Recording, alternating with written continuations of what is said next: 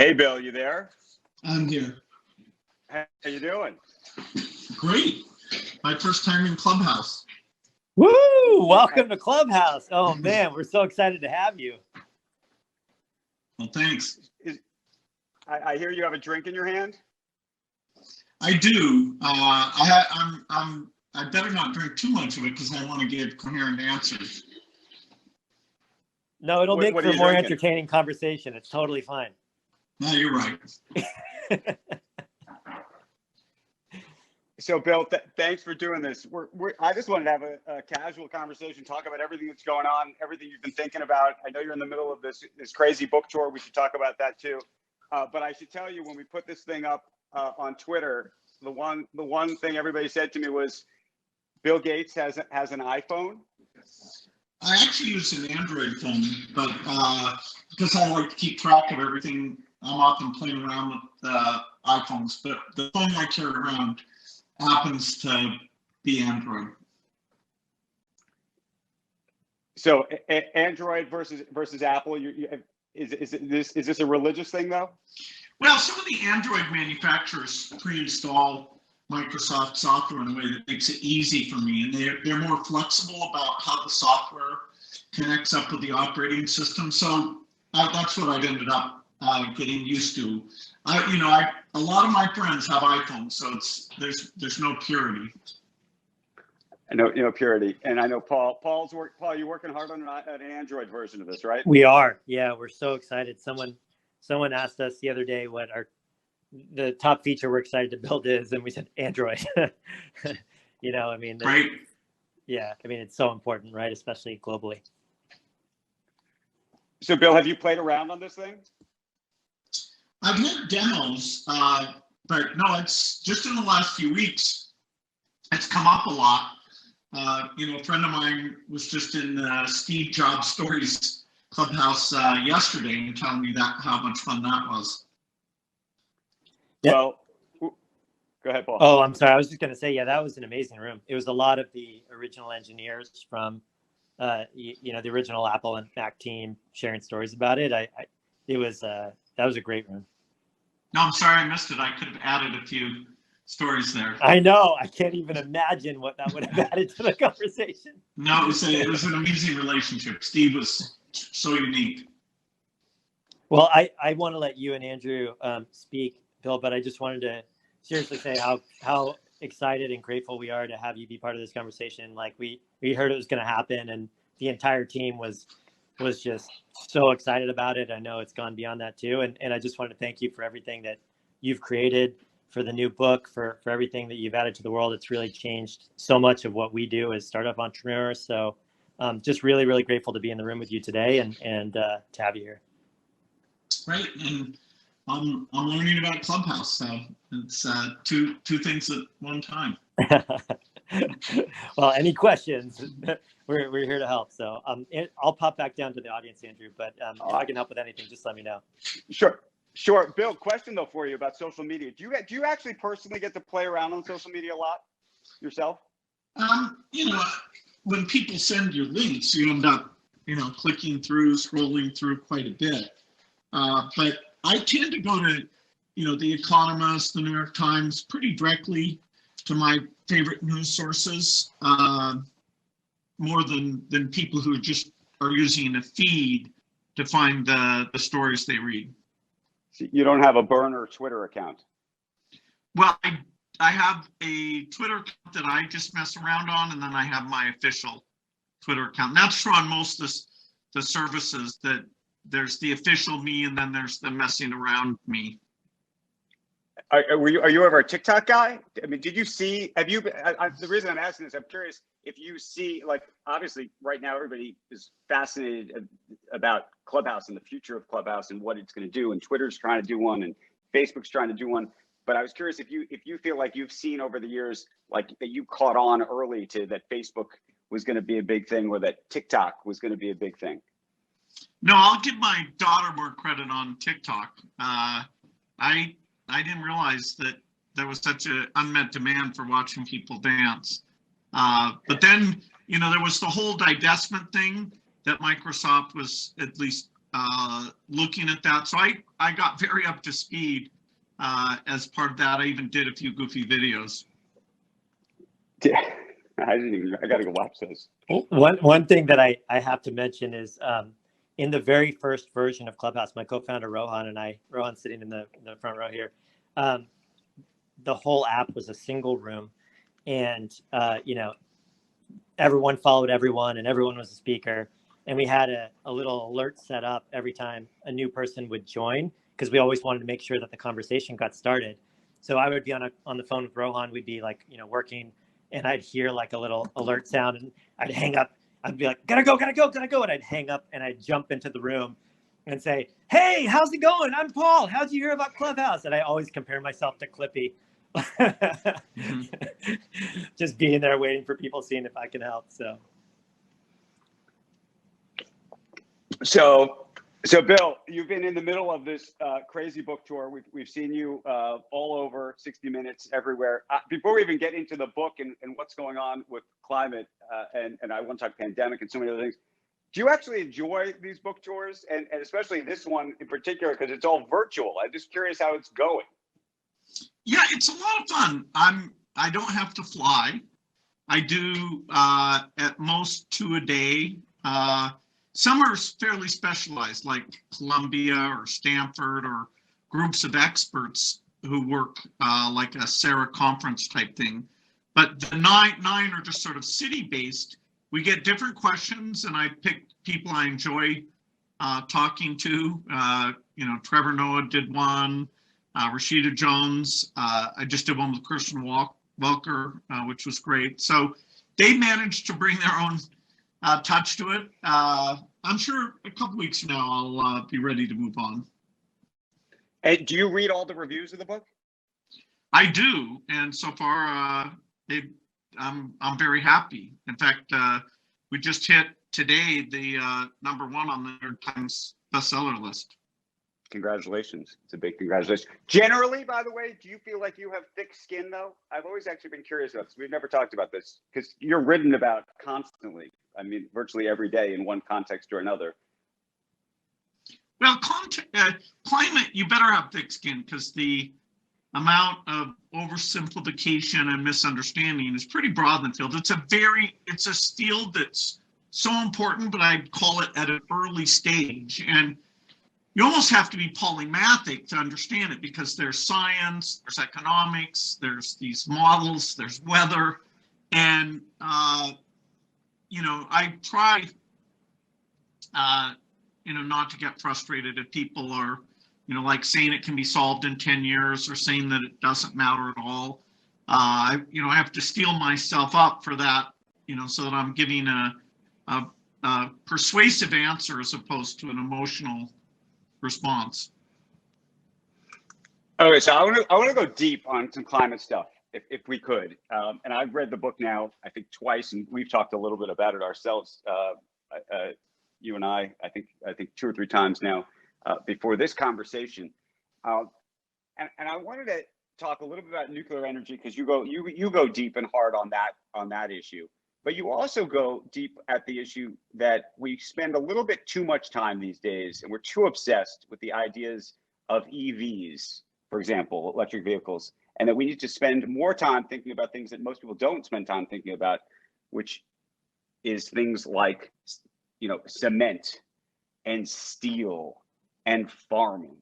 And so I was hoping you could sort of prioritize how you think the public should actually think about these issues. Well, a key point of the book is there are a lot of emissions, 51 billion tons a year, and the goal to stop the temperature rise is to get that to 0. And if we can do that by 2050, then we limit the amount of damage that gets done. Understanding all those sources, because 0 doesn't allow you to skip any. If it was 50%, you would skip the harder ones. And unfortunately, because we've mostly paid attention to near-term reductions, so we're putting most of our effort into the rollout of wind and solar and electric cars, which are phenomenal. I'm to prove that in some cases, we can get the scale up and get the extra cost, which I call the green premium, down.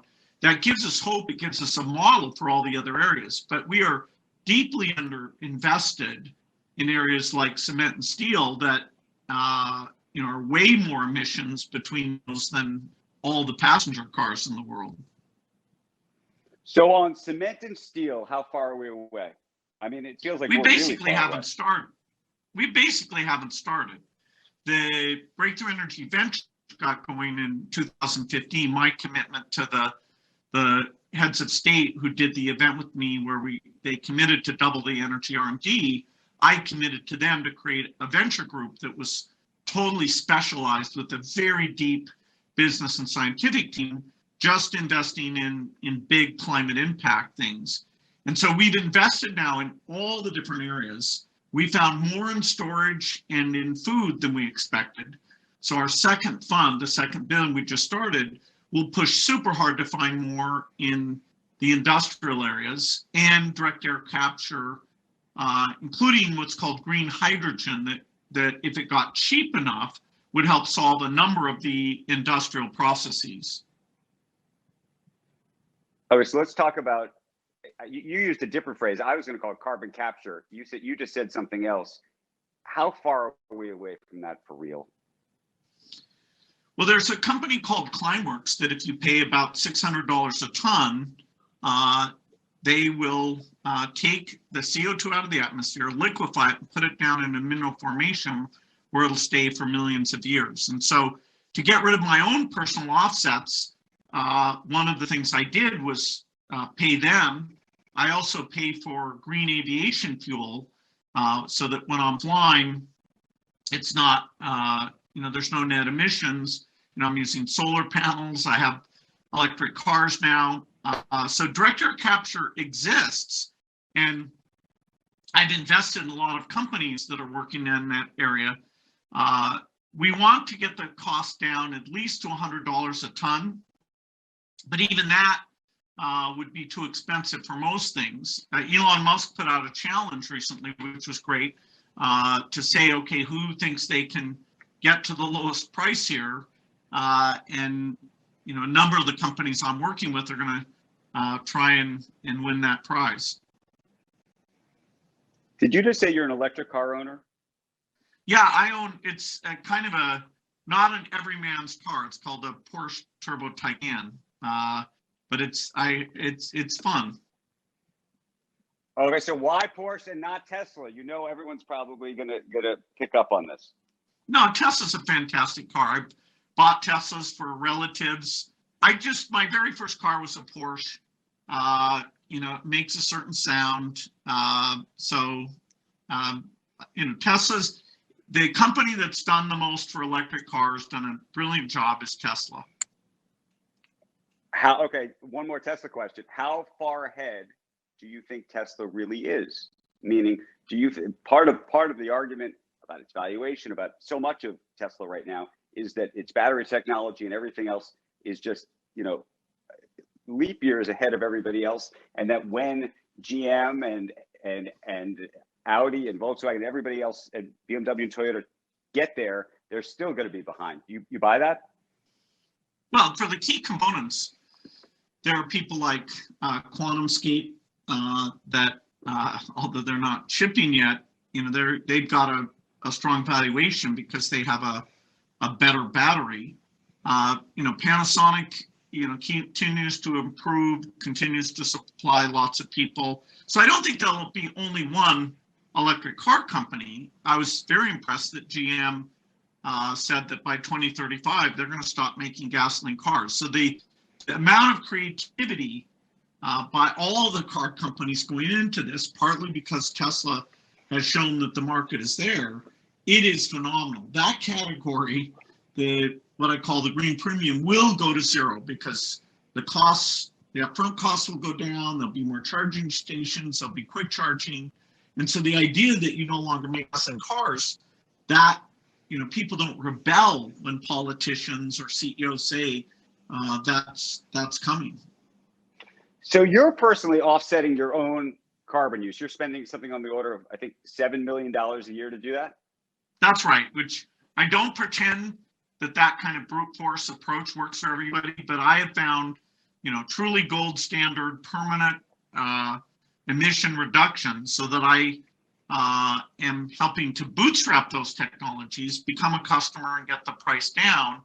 And even going through that process to zero out my emissions showed me how immature some areas like green aviation fuel are. I'm now by far their biggest individual customer, and I've gotten them to go to more airports than they were in before. So what do you make of all these companies that are buying carbon offsets? Typically, they're effectively saying they're protecting or protecting forests and trees and the like. Is that real to you, or is that carbon offset theater? It's fantastic that companies are buying offsets. If you go back 5 years ago, almost nobody was doing that. Now, some of these offsets are high impact and some of them are very low impact. And so as we work that through, the overall quality of offsets will go up. But the companies that are buying offsets are to be congratulated for caring about this cause and putting significant money into those offsets. It's up to the innovators now. We're going to get offsets to, a variety of those out there, and we're going to do a better job of certifying. There's a few places you plant trees where they'll last a long time. There's other places where they won't. We need to mature how we rate the quality of those offsets. But I love the companies that are writing checks and buying offsets. So separately, you've gone big in terms of investing in nuclear energy, and it's a controversial thing to have done. And at the same time, we've had conversations about wind and solar and how quickly you think that can ramp relative to everything else. There's a big debate about that, which is to say, where should the US government and governments around the world be invested? And politically, being invested in nuclear has not been a palatable solution thus far. What do you think about that? Well, nuclear energy has provided an immense amount of green energy, and the health benefits of using nuclear versus, say, burning coal are super dramatic. Even if you account for the few accidents, it's by far the safest thing. However, I wouldn't say that today's generation of nuclear reactors, it has a path forward. They are just too complex and way too expensive. And because their safety relies on operators to do the right things, they're reactors with very high pressure inside the reactor, we need a complete from scratch generation of reactors that people call fourth generation, that there's no high pressure, that it's the physics alone that says that the radioactive material won't leave the site area. And it means using metal sodium for the cooling instead of water. Water boils and gets very high pressure and wants to leave the site, whereas a sodium pool, none of the after heat can cause a problem because of that heat capacity. So nuclear needs innovation because economics are what really killed nuclear.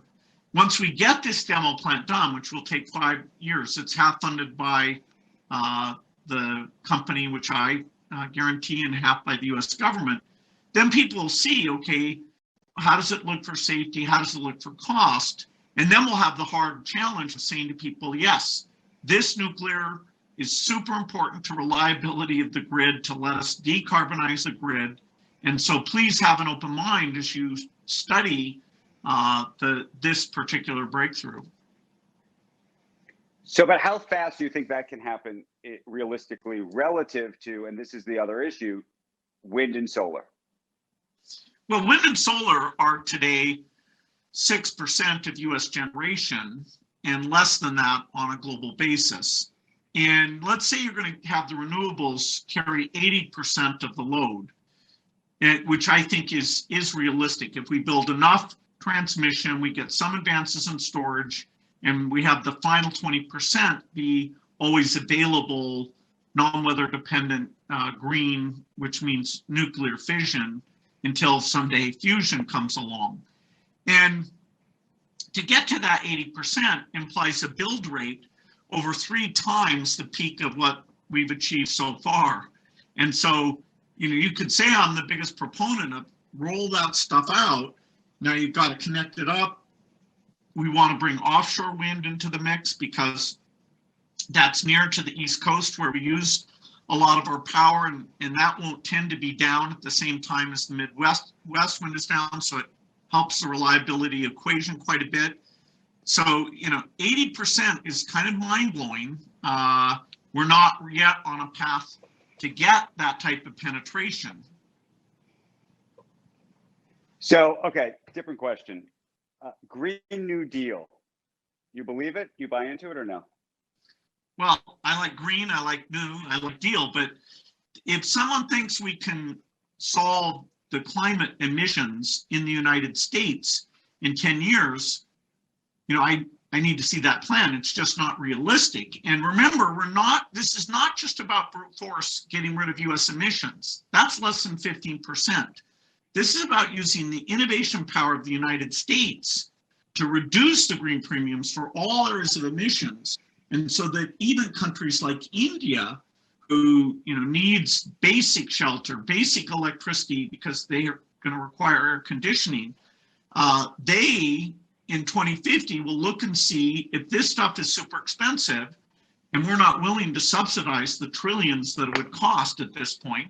They're going to keep doing it that way and say that, hey, it's up to the rich world to deal with this problem, although they're very much on the front lines. And so the overall extra cost, which is the total green premium, which is over 5 trillion right now, we need to bring that down by about 95%. And the US has over half of the innovation power that will allow us to do that. Europe needs to be part of it. China needs to be part of it. India needs to be part of it. But it's kind of a global problem. And it's way, way, way too expensive to be green, particularly in manufacturing categories.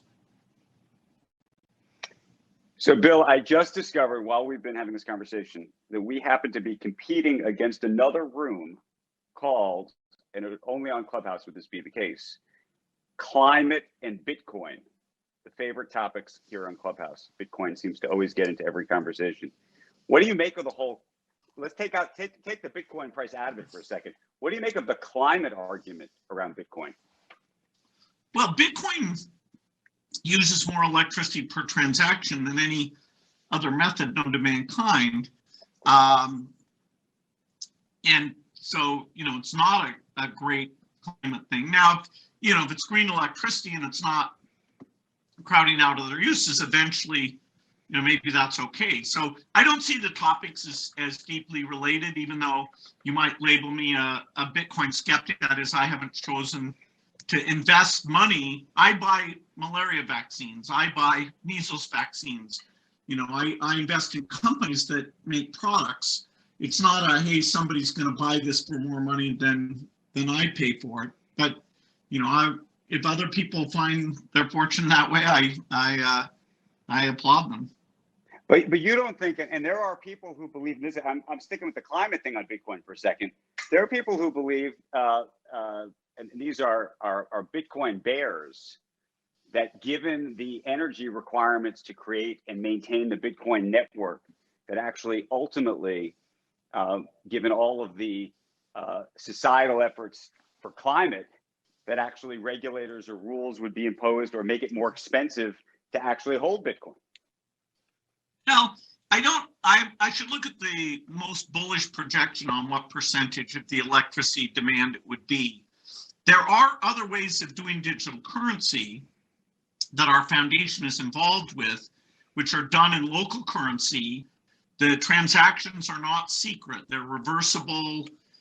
You can't use it for ransom or things like that. And yet the transaction fees are so low that it's empowering the poorest. So, we worked with India to do their digital currency. We're working with all the countries in Africa. So I'm a huge fan, the biggest investor philanthropically in digital currency so that financial services are available to everyone on the planet. And you've invested a ton, but by the way, what we haven't talked about is batteries. You've invested a ton in batteries and frankly lost a ton in batteries. Why? Well, if you fund enough battery companies, you can take a large fortune and make a small fortune. So look, it's a hard area. And when we say batteries, remember there's two markets for batteries that their requirements are utterly different. One is a battery for an electric car, where the weight and the size and the not having a problem when you have a crash are key parameters. Then there's grid batteries. Grid batteries are over 20 times harder, and that's companies like Form Energy, which is an investment of Breakthrough Energy. Very exciting because they started over with very cheap elements, and they said, okay, we can give up some efficiency if we're super, super, super cheap. And of course, you don't have to use a battery to store energy. You could use a heat store, like a company called Malta that Breakthrough Energy helped spin out of Google.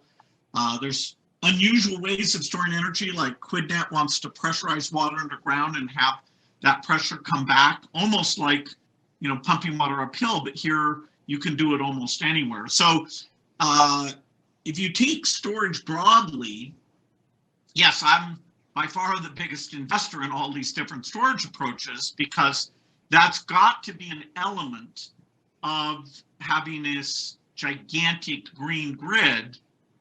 For example, when Tokyo gets a typhoon, wind and solar would be off for 7 days, and yet, that's a challenge. You don't want people to freeze there like they have been in Texas. Talking about, well, I wasn't going to just talk about Texas, but let's talk actually about food and farming. I was just reading, you happen to be the largest farm owner in the country now? Yeah, don't think I personally went around. It's not a Green Acres type story. My investment team buys a broad set of assets, and a number of small farms, big farms have gotten into that portfolio. But that's my delegation to them, and so it's a significant asset. Okay, so but now Bill Gates is a farmer. So how do you think about that? What do you do with all the cows? I'm not sure how many cows we have, but whatever product category you're in, you face competition. So if people can make artificial meat that tastes as good and costs less, even ignoring animal cruelty and some of the health benefits and the greenhouse gas benefits, that's just a form of competition. I don't know if that can happen, but so far, Impossible Foods, Beyond Meat, and several others like Nature's Fine are doing food production in novel ways. And so that, can just be an overall helpful thing in terms of bringing the cost of food down. In terms of farming in general, we're likely to use some amount of biofuels, and so that's an additional demand. Probably not ethanol, because that ended up having fairly high emissions. Although, there was a lot of it that was made. But I don't think farming in general is a bad business to be in. I want to pivot in a sec to talk pandemic with you and just the future of the world and how you're thinking about so many other things. But, for me, this book, How to Avoid a Climate Disaster, was an education. But I heard for you, the book that was your education was Weather for Dummies. I wanted to understand why that was. What happened? Well, I read a lot of books. I highly recommend Weather for Dummies. I highly recommend Václav Mill, whose best book is Energy and Civilization. The Dummies books, it's an ironic thing. They do a very good job reminding us why clouds gather, what the types of clouds are, why it rains around mountains. And that, as I was coming to look at all these dynamics, before I ask dumb questions of the experts, I want to have grounding. So, it's very well written. Okay, so let's pivot, if we could, for a little bit for talk about the pandemic, because you were early on this. You were very early on this, warning us all about it, and you've been involved in it in a very intense way. And I think hopefully there are people on this call that have gotten the vaccine. A lot of people waiting desperately to get the vaccine. You've gotten the first shot, right? I had my second shot actually a week ago. You're at your It's the sixth. only- Congratulations. Yeah, it's the only time I've ever been thankful to be such an old person, 65 years old. Okay, so you have your second shot. Okay, so now this gets interesting. So I hope you've now started to look at a calendar. When, and you always, to me, were always almost overscheduled in terms of all the things you had to do. When are you going to start moving around again the way you used to? Well, I want to set a good example. If you're vaccinated, you can still transmit. It's not as likely, but unlike severe disease that becomes extremely rare, you still have a possibility of transmission. So, I'm not going to stop wearing masks or, be careful, particularly around older people who haven't been vaccinated. And, of course, I'm with my family a lot who, they're young enough that they're not yet vaccinated. So, it's only by late spring or summer that we're going to get to numbers where you can look at changing your behavior in a significant way. Okay, so but help us. If you were looking at a calendar now and you had to talk to your assistant and say, okay, we on this date is when we're going to start thinking about whether we make a trip here, whether we go here, whether we start having meetings. What day or month does that look like for Bill Gates? Well, an important issue is getting the vaccine not just to the rich countries, but to all countries, and that's a huge role that the investments and efforts of the Gates Foundation have involved with. We've, started up factories in India that are very high volume, and so global travel will still, you'll have to be careful till sometime in 2022 because of this inequity that the vaccines aren't getting out there. In the US, the supply situation is getting good. The logistics are okay. We still don't know if the demand, that is the trust that people want to take the vaccine, including in people of color who have some skepticism about the health system. We need to get very high levels of vaccination before the transmission levels will drop to near zero. But I'm hopeful we'll get there. And I'd say domestically in the US, people will be able to do more, still wearing masks in the right situations and still not, big full stadiums. But by summer, things will feel very different. And schools in the fall, I would expect that basically all schools will be open. Okay, but I have small kids. I think, and I don't know, I'm curious what you think.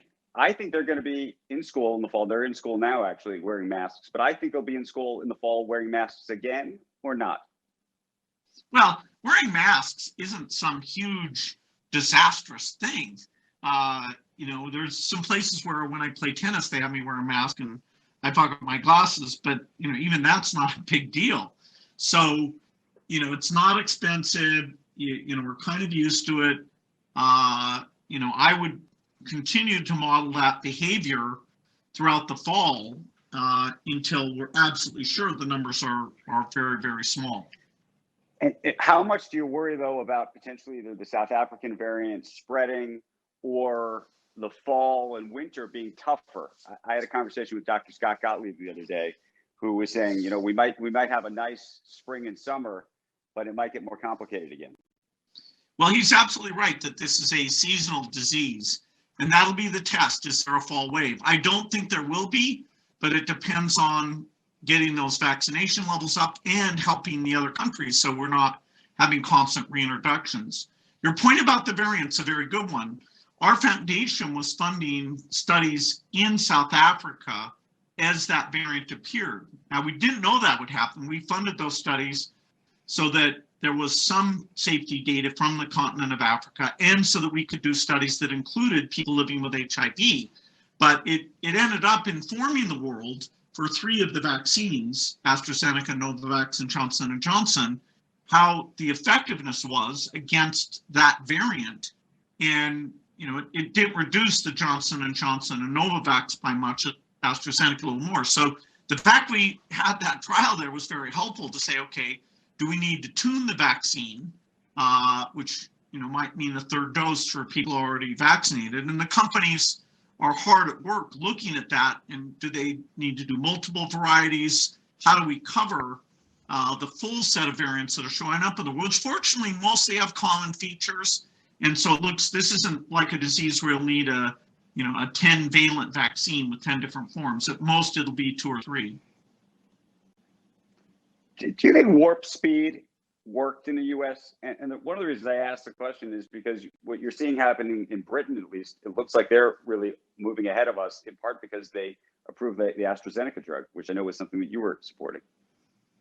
Well, the reason the U.S., it was actually BARDA, then it got renamed that funny name, but BARDA funded 4 of the 5 gold standard vaccines. Pfizer chose not to take government money, so they did the deal with BioNTech and funded it themselves. But the next 4, including Moderna and the 3 I already mentioned, if it wasn't for that BARDA generosity, those things wouldn't have moved as quickly as they did.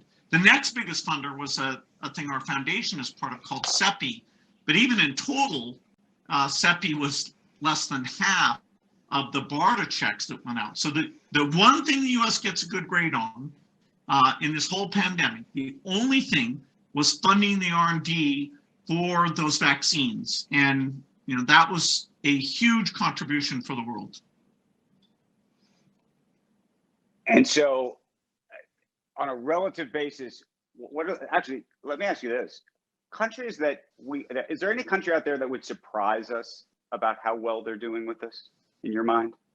Well, Australia, Vietnam, New Zealand, every country is doing something right. But those 3 caught the disease early instead of having the idiocy of doing the travel ban and then not testing the people who came in. So I guess the big next question, beyond trying to figure out what next winter is going to be like, is what do we need to do to avoid the next disaster? And what do you think that could even be or look like? How often do you think this is going to happen to us? I think if you put aside intentionally caused epidemics, bioterrorism, the risk per year is like 2 or 3%. And so even at that level, though, doing the right things, spending tens of billions to avoid the trillions of dollars in damage and all sorts of damage that doesn't even get into that economic figure of mental challenges and education loss, that insurance policy is a very good deal. Now, the thing the Gates Foundation will do is make sure that those tens of billions are actually not just beneficial to the next pandemic, but you create a standby force that's working on things like malaria and measles normally and keeping their skills sharp.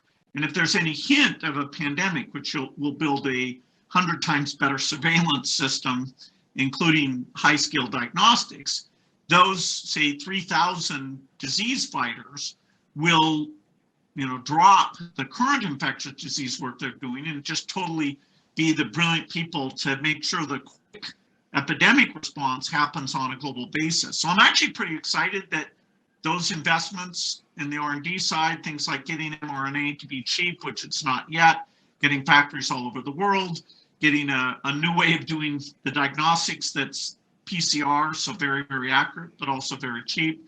The innovation during the crisis was strong, and that's a foundation that will advance not only global health and infectious disease, but that BioNTech vaccine platform. Actually, the main reason they made it was to go against cancer. Our foundation invested in that company to make sure they'd have money to do infectious disease also. But this is pretty profound advance, 10 years of progress in less than 2 years. Okay, putting the science and innovation part aside for a second, I have a behavioral science question for you, which is, do you think that the world, or let's just take the United States, learned a lesson in this so that we're actually going to be better off next time?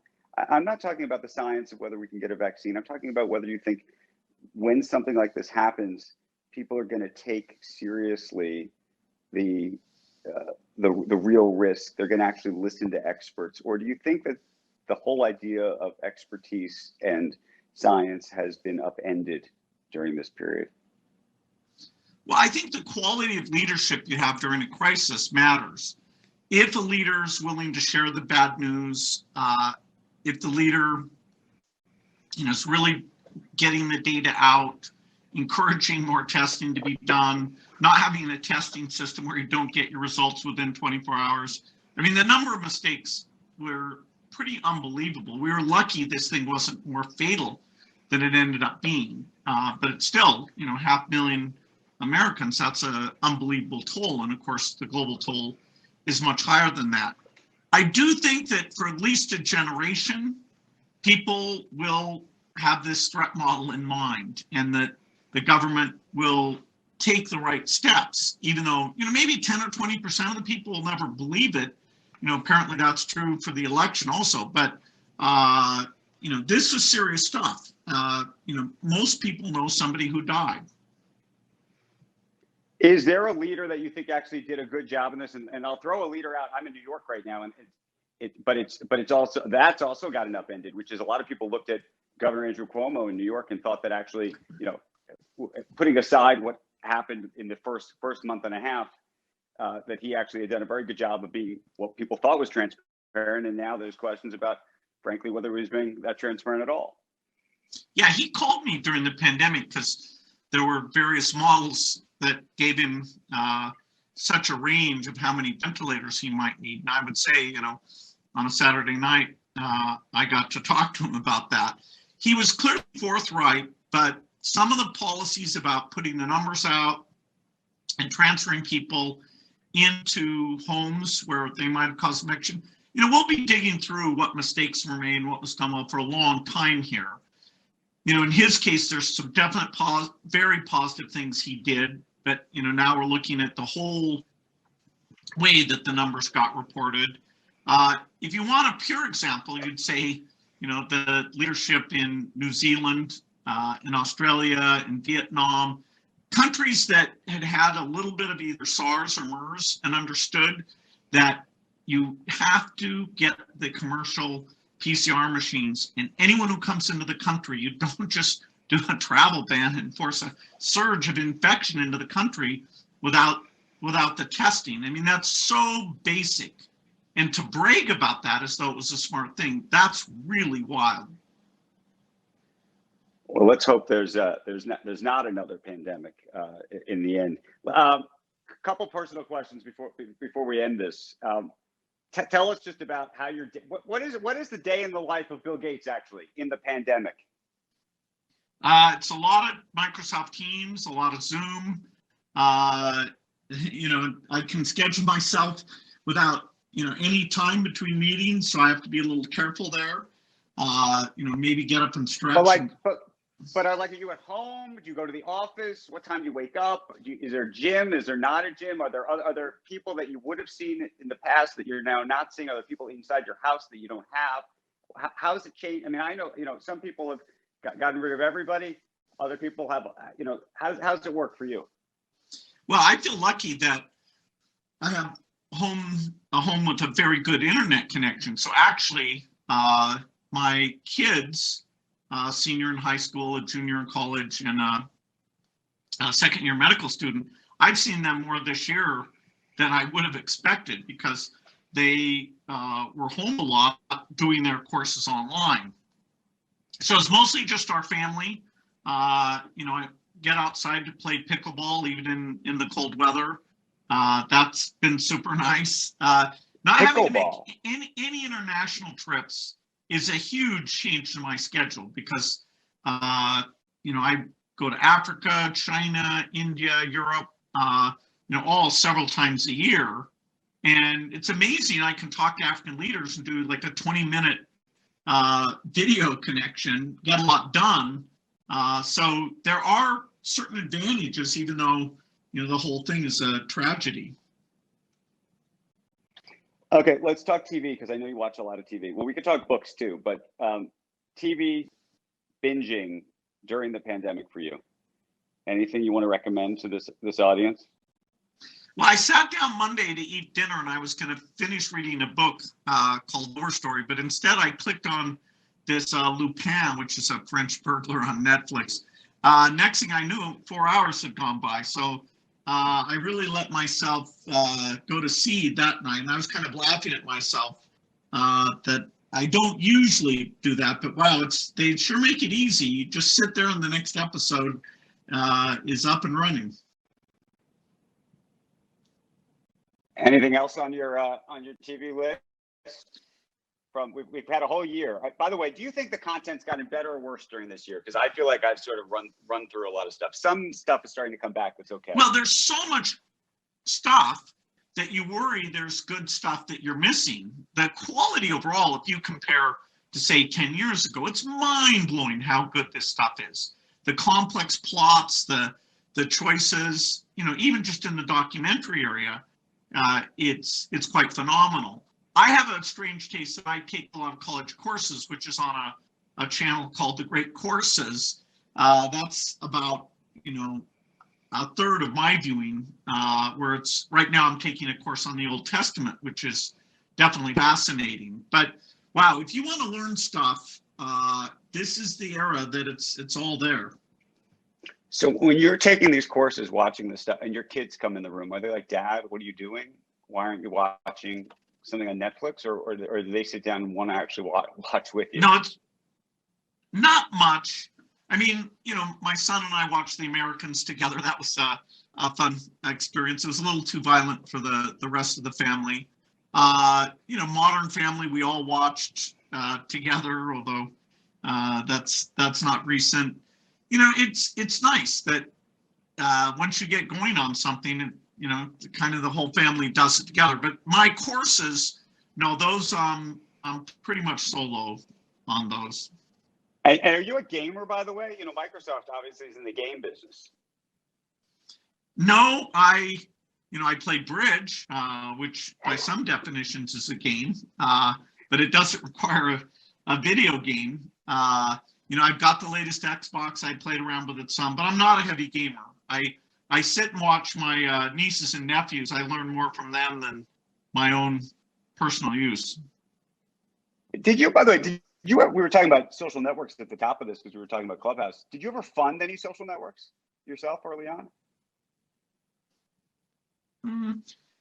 Well, Microsoft and MSN had, the same kind of chat forums that other people did. And of course, Microsoft owned shares in Facebook because we were doing some things where we were looking at search and Facebook working together. But no, that, LinkedIn, of course, now is part of Microsoft, and that's doing extremely well. Okay, serious question, and I'm getting it on Twitter. Do you use Google or do you use Bing? I use Bing. You do? Of course. I look at Google to compare to see how we're doing competitively, and I'm always happy with them. But no, I'm a loyal Bing user. You're a loyal Bing user. Okay, this is interesting because I have to admit, don't hate me for saying this, I don't know a lot of people using Bing. Well, you travel with a very snobby crowd. It may very well be. Absolutely. You've got to come down here and get with the masses and use Bing. So, tell before you go, tell us what are you doing these days with Microsoft itself, by the way? Satya makes it a lot of fun for me to do product reviews. So often stuff that's we're planning the next year or 2 years of things, the really high reach stuff. I do a lot with the agent. I'm a big believer that agents are going to be 100 times better than they are today, and that I want Microsoft to lead in that. I do a lot with Office, with AI, with Azure. I love the product reviews. So Satya's got me now where I'm doing the part of the job that I enjoyed the most, and there's enough good work that I can provide a lot of encouragement, some hints about how to do things differently. So I spend, it'd be 2 or 3 days a month, although the pandemic's reduced that somewhat. I'll catch up, I hope, this summer. If you take Microsoft out of it, who right now do you think is doing the most interesting work in terms of agents, AI, and really, futuristic stuff? Well, Google and Microsoft are the two hardcore R&D companies. Yes, Amazon's doing great work, Apple's doing great work, Facebook, but in terms of really pushing the boundaries of computer science and architecture and AI, I'd say Google and Microsoft have that strong R&D commitment, both stuff that they share openly and things that they do that focus on their own products. So, it's incredible. I dreamed of having R&D budgets like Satya has today. So if I can help him steer it a little bit better, it's potentially high impact and certainly a lot of fun for me. What do you think of the idea of like an Apple making a car? I doubt they'll make the same margin they make on the iPhone. And autonomous cars still, how quickly that catches on, and do people own cars? That's unclear. Electric cars, that's clear. Over the next 20 years, dramatic shift. Autonomous is still the one where which countries it catches on first, how safe is it? That's open. So, even though Google got in there with Waymo early, maybe Apple can make a contribution there. Usually you do products, you don't want to be the 100th one to do a product. So you've got to have kind of a unique take on a product if you want to get Apple-like margins. Is there a piece of tech in your life right now that you use that's new or cool or different? I was asked this question the other day, and my answer was I'm wearing an Oura ring. I don't know if you know what that is. It's this. Oh yeah, I wear my Oura ring every night. I check my REM sleep. I sometimes fall short. I try and think, hey, did I snack too late? No, I'm addicted to Aura's feedback. Hold on. How are your numbers? I'm on a 7. Not too good. It often says to me, it says to me in the morning, it will be okay. And I always know that's a bad sign. That is a bad sign. Mine says go easy. That's what I got today. Go easy. So I don't know. I want to thank you for this conversation, Bill, and to tell you to go easy. We appreciate you joining us. This was a ball. I hope we have an opportunity to do this again. Frankly, I hope we have the opportunity to do this in person sometime soon when the world does go back to normal. But thank you, and thanks everybody for joining. This was a lot of fun, and if you do have a chance, and I will push it for you, Bill, because I enjoyed the book. I know you have become a book influencer. Somebody actually just sent me a text saying they're buying Weather for Dummies, but Bill's book is called How to Avoid a Climate Disaster. So thanks again. Thanks. That was great. See you guys. And Paul, thank you for making this all happen and hooking it up.